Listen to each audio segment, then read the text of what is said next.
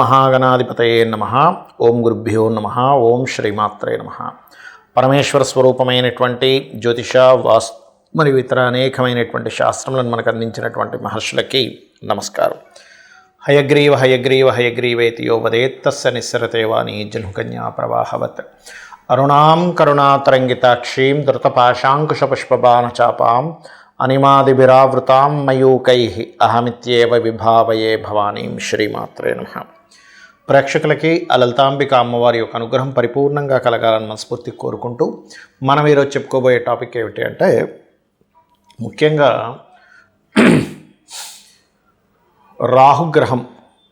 రాహు సర్పగ్రహంగా చెప్తూ ఉంటారు, రాహుకేతువులు ఇద్దరిని కూడా. అందులో ముఖ్యంగా ఈరోజు మనం చెప్పుకునే దాంట్లో రాహువు ప్రతి లగ్నానికి, అదేవిధంగా లగ్నం తెలియని వారి రాశి వారికి ఎక్కడెక్కడ ఉంటాయి, ఎటువంటి ఫలితాలు ఉంటాయి, అందులోని మంచి ఫలితాలు ఎలాంటివి ఉంటాయి, ఇబ్బందికరమైన ఫలితాలు వచ్చినప్పుడు ఎటువంటి పరిహార మార్గం చేసుకోవాలి అనేటువంటి విషయాన్ని ఇప్పుడు మనం తెలుసుకుందాం. అయితే ఈ విషయాలు చెప్తుంది నేనైనప్పటికీ కూడా చెప్పేసిన సాక్షాత్ లలిత అమ్మవారిగా భావిస్తూ ఒక్కొక్క లగ్నము గురించి మనం తెలుసుకుందాం. మీన లగ్నము, మీన రాశి. మీనం వారికి లగ్నంలో కనుక రాహు ఉన్నట్లయితే పర్టికులర్గా ఇక్కడ ఇది కొంచెం విదేశీ యోగాన్ని ఇస్తుంది. సర్వసాధారణంగానే మీన రాహు వారికి విదేశీ యోగము, సాఫ్ట్వేర్ రిలేటెడ్ మూలంగా ముందుకు వెళ్ళడం ఇస్తుంది. కాకపోతే ఏదో తెలియని, అంటే మీన లగ్నం అంటేనే కొంచెం ఆధ్యాత్మికతని, లైఫ్ అంటే ఏంటో వెతుక్కునేటువంటి స్థితి. దాని నుంచి వీళ్ళకి తెలియకుండానే నేను ఒక దానిలో ఉందాం అనుకుంటే నేను ఎక్కువగా లౌకికమైన వాటిల్లోకి లాగబడుతున్నా అనేటువంటి దీంట్లో ఉంటూ ఉంటారు. అదేవిధంగా కుటుంబ స్థానంలో కనుక రాహు ఉన్నట్లయితే ఖచ్చితంగా ఫైనాన్షియల్ మ్యాటర్స్ విషయంలో చాలా జాగ్రత్తగా ఉండాలి. మూడులో కనుక రాహు ఉన్నట్లయితే ముఖ్యంగా ఇక్కడ కమ్యూనికేషన్స్ లేనట్లయితే కొన్ని మీడియేటింగ్ ద్వారా ధనం రావడం జరుగుతుంది. అందులో ముఖ్యంగా 4లో రాహు ఉంటే ఇంకా బాగా, అంటే భూములు, మార్కెటింగ్ రిలేటెడ్ మూలంగా లేనట్లయితే మధ్యవర్తిత్వంగా ఉండేటువంటి వాటి మూలంగా సంపాదన కానివ్వండి, లేనట్లయితే భూమి మూలంగా వచ్చేటువంటి లాభాలు కానీ ఎక్కువగా ఇస్తాడు. పంచమ రాహు మాత్రం ఖచ్చితంగా ఫ్రెండ్స్ వల్ల మోసపోవడం జరుగుతూ ఉంటుంది, మరియు సంతాన సంబంధించిన విషయంలో కూడా కొద్దిగా స్ట్రెస్ ఎక్కువగా ఉంటుంది. 6వ స్థానం రాహు మాత్రం ముఖ్యంగా మీకు పూర్వజన్మ కర్మస్థానం అవుతుంది 6వ స్థానం అనేటువంటిది.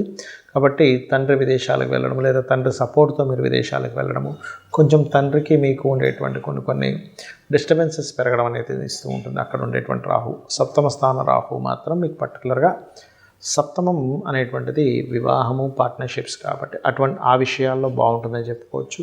8వ రాహు మీకు పర్టికులర్గా మీకు ఉండేటువంటి పూర్వీకుల ఆస్తి ఏదైతే ఉందో, ఒక మంచి లగ్జరీగా ఉండేటువంటి ఆస్తి, ఫైనాన్స్ వచ్చేటువంటి ఆస్తి. అంటే కొంతమంది చూడండి పొలం ఉంటుంది, భూమి ఉంటుంది, కానీ దానికి పెద్దగా రాదు. కానీ కొంతమంది కమర్షియల్ కాంప్లెక్స్ ఉంటాయి, దాని ద్వారా తాతగారిది ఏదో, అంటే తాతగారి ఆస్తి ఏదైతే ఉంటుందో, ఇక్కడ శుక్రుడు కనుక బాగున్నట్లయితే దాని ద్వారా సంపాదన వస్తూ ఉంటుంది. భాగ్యరాహు మాత్రం కాస్త ఉన్నత విద్యా సమయంలో కొన్ని అబ్స్ట్రకల్స్ ఎదుర్కోవడము, మరియు అదేవిధంగా భాగ్యంలో రాహు ఉన్నప్పుడు ముఖ్యంగా ఇది కొంచెం పితృదోష, సర్పదోషాలు రెండు ఒకటేసారి ఏర్పడినట్టు అవుతుంది. కాబట్టి కాస్త ఈ జాతకులు కొంచెం ఒక ఏజ్ వచ్చిన తర్వాత సర్పశాంతి చేయించుకోవడం కానీ, లేనట్లేదు నాగప్రతిష్ఠ చేయించుకోవడం కానీ మంచిది. 10వ స్థానంలో రాహు ఉన్నప్పుడు మీనలగ్నానికి విదేశాలకు వెళ్ళి చదువుకోవడము, దాంతోపాటు అక్కడే మీరు ఉద్యోగం సంపాదించుకోవడం కూడా జరుగుతుంది. లాభరాహు మాత్రం కాస్త ప్రమోషన్స్ వచ్చే విషయంలో కొంచెం ఆగుతూ ఉంటాయి, బట్ స్లోగా వస్తాయి. అండ్ వ్యాపారాలు కూడా ఆన్లైన్లో యోగిస్తుంది. మీకు చూసుకున్నట్లయితే 12వ స్థానంలో రాహు కూడా విదేశీ యోగాన్ని ఇస్తాడు. ఇక మీరు చేయవలసిన దేవతారాధన రాజరాజేశ్వరి అమ్మవారి యొక్క ఆరాధన చేయండి, మరియు దీంతోపాటు రాహుకేతు గ్రహాల దగ్గర దీపారాధన చేయండి, దుర్గా మరియు గణపతి ఆరాధన చేయండి అనే విధాలు బాగుంటుంది. ఇక్కడ రాహువు, కేతువు ఛాయాగ్రహాలుగా చెప్పబడింది శాస్త్రంలో. అయితే ఈ ఛాయాగ్రహాలు ముఖ్యంగా జన్మజాతకంలో ఎక్కడైనా స్థితి పొందాయి అంటే మనం ఫస్ట్ ఆఫ్ ఆల్ మనం అర్థం చేసుకోవాలి ఏంటంటే, మీ లగ్నం నుంచి శుభత్వంగా ఉండేటువంటి ప్లేస్లో మిత్రక్షేత్రంలో ఉందా, శత్రుక్షేత్రంలో ఉందా అనేది ఫస్ట్ చూసుకోండి. అంతేగాని రాహు ఎక్కడుంటే అక్కడ ఖచ్చితంగా పాప ఫలితాలు ఇవ్వాలని రూల్ లేదు, కేతు ఎక్కడుంటే అక్కడ పాప ఫలితాలు ఇవ్వాలని రూల్ లేదు. ఇందులో మరొక విషయం ఏంటంటే, చాలామందికి కాలసర్ప దోషం అనేది ఎక్కువగా చూసుకుంటూ ఉంటారు. ఒకటే గుర్తుపెట్టుకోండి, కాలసర్ప దోషం అనేటువంటిది కాలానికి సంబంధించింది. అంటే ఈ దేశంలో ఈ ప్రాంతంలో ఇలాంటివి జరుగుతాయని చెప్పడానికి మాత్రం దేశకాల సంబంధించిన వాటిని ఆ దేశానికి ఏ లగ్నం అవుతుంది ఏ రాశి అవుతుందో చూసుకొని ఈ దేశంలో సునామీలు వస్తాయనో లేకపోతే భూకంపాలు వస్తాయనో కరువు కాటకాలు ఉంటాయనో గొడవలు జరుగుతాయనో ఇట్లాంటివి చెప్పడానికి చెప్పారు. కానీ జన్మజాతకానికి కాలసర్ప దోషం అప్లై చేయమని ఎక్కడ చెప్పలేదు. సర్పదోషాన్ని మాత్రం అప్లై చేయమని చెప్పారు. అది పర్టికులర్గా మీకు మేష వృశ్చిక అదేవిధంగా కర్కాటక సింహ ఈ రాసుల్లో ఉన్నప్పుడు ఎక్కువగా సర్పదోషం ఎక్కువగా పనిచేస్తూ ఉంటుంది. అది ముఖ్యంగా గుర్తుపెట్టుకోండి. ఎవరికైనా సర్పదోషం ఉంది, ఇప్పుడు మనం ఇప్పటివరకు కొన్ని లగ్నాల గురించి చెప్పుకుంటూ వచ్చాం, ఈ లగ్నం వాళ్ళకైతే ఇది ఈ ప్లేస్లో ఉంటే ఇది అని. కానీ లగ్నము నక్షత్రము రాశి ఏమీ తెలియదు, అప్పుడు ఏం చేయాలి అంటే సింపుల్గా మీకు సర్పదోషం ఉంది లేదు అనేటువంటిది సిమ్టమ్స్ ఏమిటి అంటే, ఒకటి విపరీతమైన కోపం వస్తూ ఉంటుంది, చిన్న చిన్న విషయాలకు కోపం రావడం జరుగుతూ ఉంటుంది, సంథింగ్ నెగటివ్ ఎనర్జీ తొందరగా మీకు అట్రాక్ట్ అవుతూ ఉంటుంది సర్పదోషం ఉన్నప్పుడు. అదేవిధంగా స్త్రీలకైతే మిస్క్యారేజ్ అవ్వడము, విదేశాలకి వెళ్ళాలి అనేటువంటి ఒక సంకల్పం తీసుకొని అక్కడికి వెళ్ళిన తర్వాత అక్కడ ఇబ్బంది పడ్డము, లేనట్లయితే ఇక్కడి నుంచి వెళ్ళేటువంటి ప్రయత్నం చాలా మట్టుకు మీరు ఎన్నిసార్లు ప్రయత్నం చేస్తున్నా ఫెయిల్ అవుతూ ఉండడము.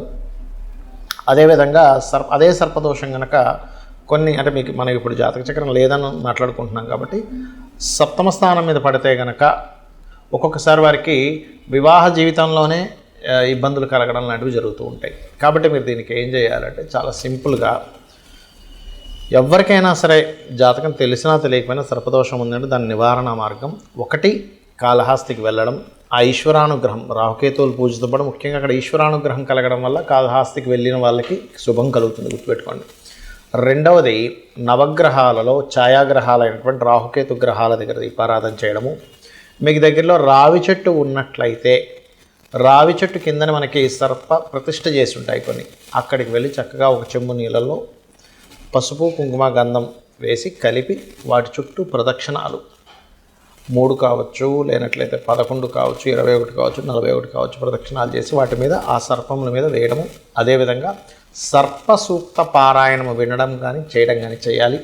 మరియు దీంతోపాటు ముఖ్యంగా మీరు చేయవలసినటువంటిది రాహువుకి అధిష్టాన దేవత అయినటువంటి దుర్గాదేవి యొక్క ఆరాధన, కేతువుకి అధిష్టాన దేవత అయినటువంటి గణపతి యొక్క ఆరాధన చేయాలి. అయితే ఇక్కడ ఎవరికైనా పర్టికులర్గా ఈ రాహుకేతువుల యొక్క ప్రభావం మరింత ఎక్కువగా ఉందండి ఏం చేయాలి అని అనుకుంటే కనుక సింపుల్గా ఏం లేదు, మీరు కనీసం 6 నెలలకు ఒక్కసారైనా సరే కాళహస్తికి వెళ్ళి వస్తూ ఉండండి. ఈశ్వరానుగ్రహం ద్వారా కూడా దాని ప్రభావం పూర్తిగా తగ్గుతుంది. మరొకటి ఏంటంటే ఈ రాహుకేతువులు గోచారంలో సంచరించేటప్పుడు కూడా మీ లగ్నం నుంచి ఎన్నో స్థానంలో సంచరిస్తున్నాడో చూసుకోవాలి. అందులో ప్రధానంగా ధనస్థానంలోకి వచ్చినప్పుడు కొంచెం ఫైనాన్స్ విషయంలో జాగ్రత్తగా ఉండడము, 3వ స్థానంలోకి వచ్చినప్పుడు అగ్రిమెంట్స్ విషయంలో జాగ్రత్తగా ఉండడము, 4వ స్థానంలోకి వచ్చినప్పుడు పర్టికులర్గా మీరు ఏదైతే ప్రాపర్టీస్ కొనుగోలు చేసేటువంటి విషయాల్లోని ఇట్లాగా ఒక్కొక్క స్థానాన్ని బట్టి ఆ పర్టికులర్ ఇయర్లో, ఎందుకంటే 1.5 ఇయర్ ఉంటాడు కాబట్టి ఆ పర్టికులర్ ఇయర్లో గోచారంలో వచ్చేటువంటి రాహుకేతువుల యొక్క ప్రభావాన్ని చూసుకోవాలి. అంటే కేతు కనుక అలా వచ్చినప్పుడు ఒకరికి రాహు కనుక వచ్చాడు 4th హౌస్లో 2nd హౌస్లో అలాంటప్పుడు అక్కడ అది కొంచెం ఆ యొక్క విషయాల్లో ఆశను పెంచడము ఇట్లాంటివి ఇస్తూ ఉంటుంది. బట్ ఏదేమైనప్పటికీ కూడా మీ పర్సనల్ చార్ట్లో ఉండేటువంటి కాంబినేషన్స్ని గోచారంలో ఉండేటువంటి గ్రహాలని మిళితం చేసుకొని చూసుకోవాలి.